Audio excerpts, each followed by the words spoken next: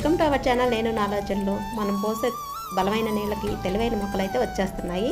మనం ఏదన్నా చెట్టు పెట్టినప్పుడు ఆ కుండి పెద్దదిగా ఉంటే ఖాళీగా ఉంటుంది కదా, దాంట్లో ఈ చిన్న చిన్న ధాన్యాలు చల్లుకున్నామంటే మనకి ఇంట్లోకి అవసరమైన మొక్కలు అయితే వచ్చేస్తాయి. మనం కొరియాండర్ సీడ్స్ వేసాం కదా, అవైతే బాగా వచ్చేసాయండి. ఇదిగోండి నందివర్ధనాల చెట్టు, ఇది వాటర్ క్యాన్లో వేసాం కదా, బాగా ఖాళీగా ఉంది, మట్టి ఎక్కువగా ఉంది అనేసి మనం కొరియాండర్ సీడ్స్ అయితే చల్లాము.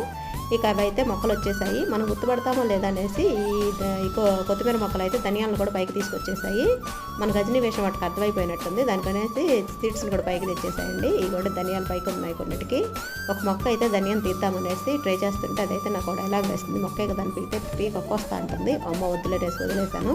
మార్కెట్లో ఇమిటేషన్ పట్టుచీరలాగా ఇమిటేషన్ కొత్తిమీరలు కూడా దొరుకుతున్నాయి కదా, అది ఇమిటేషన్ కాదని మన అర్థం కావాలంటే మన ఇంట్లో ఇలా పెంచుకున్నామంటే మనకు అర్థమైపోతుంది, ఈజీగా గుర్తుపట్టేయచ్చు. ఈ వీడియో నచ్చినట్టయితే లైక్ చేయండి, షేర్ చేయండి, సబ్స్క్రైబ్ చేసుకోవడం మర్చిపోవద్దు.